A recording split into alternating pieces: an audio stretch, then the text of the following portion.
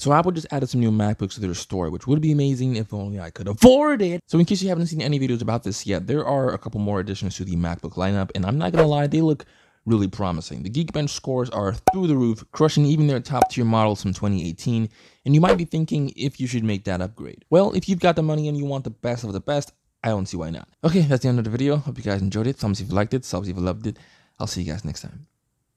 Just hold on a second, okay? We gotta talk about this for a little while. I just watched a bunch of reviews on YouTube, and almost everyone with the new MacBooks are talking about how great it is and how much more affordable they are. This is not affordable, okay? The cheapest one here is $1,300. How could you call that cheap? Hey, Dad. How much of my money do you want this time?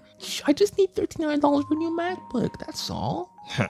There's no way you're getting $1,300. Come on, Dad, I need it. No. Oh, seriously? Yes. You said yes. What? No. No, I said. Woohoo! Yeah! Woohoo! No, I said yes to confirm the fact that I said no. Thanks, Dad. You're the best. What? How'd you get my wallet? Get back here. Mickey! So yeah, I obviously don't have all that cash lying around to just go out and buy a $1,300 MacBook Pro. And I get asked all the time on these videos, what's the best laptop to buy, or what laptop is great for students, or within this price range, or this or that. So I wanted to use this video to also answer these questions. So now I'm going to give you my top 3 alternatives to these new MacBook Pros that you can get for a cheaper price without sacrificing too much of anything. The first one I want to recommend to you guys is one that I've talked about many times on this channel, and that is the Acer VivoBook S15. I assume most of you guys are students like me, and you might need a laptop with solid specs for everyday tasks to handle light gaming, maybe browse the net, also some light editing and a decent performance with great battery life to go with it, and the Acer VivoBook S15 fits that description perfectly. It costs about $650 on Amazon right now, so really cheap, about half the price of a baseline MacBook Pro, which is crazy if you think about the value you're getting out of this. It's hands down my favorite budget laptop in 2019, and it's what I've been using for most of my work over the past few months.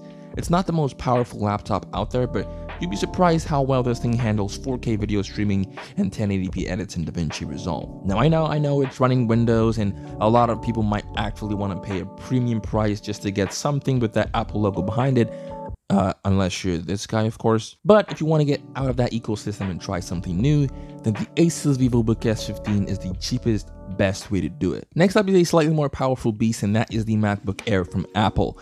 Yeah, I know this one is a little bit more expensive, but this isn't really for you college students or gamers out there. This is more for people who still want a MacBook for some reason and don't want to spend their life savings on the new ones. You can actually get the fully spec'd out MacBook Air with a 256GB storage and Touch Bar for the same price as the base model MacBook Pro 13-inch, which to me is a better value if you're willing to sacrifice the slightly faster performance on the Pro. The MacBook Air is still using Intel UHD graphics, just like the Acer VivoBook S15, which is fine for light video edits, but it's not really as good as the Kaby Lake Intel Iris Plus graphics on the new MacBook Pros, but the difference isn't really all that much. And a huge bonus is that you can get $100 off that base model MacBook Air if you're a student, so be sure to get that. Next up is another one from Asus, and that is the Asus ZenBook 13. This is definitely a contender for the base model MacBook Pro. The same configuration with the i5 processor, 8 gigs of RAM with 256GB SSD storage, costs about $900 on Amazon, and it even has slightly better graphics than the MacBook Air we just talked about. Its amazing performance and long battery life means it's also a great choice for students,